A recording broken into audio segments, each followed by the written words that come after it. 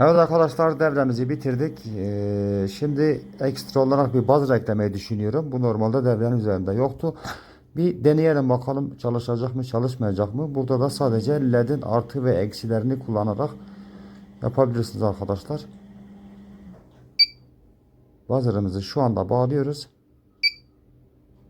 Gördüğünüz gibi buzzer da etkili oluyor arkadaşlar.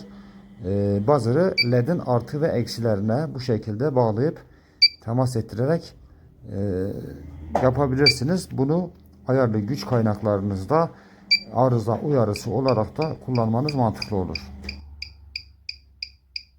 Arkadaşlar devremiz bitmiştir. Bu şekilde 1 mikrofarad 16 volt ve 25 volt, 470 mikrofarad,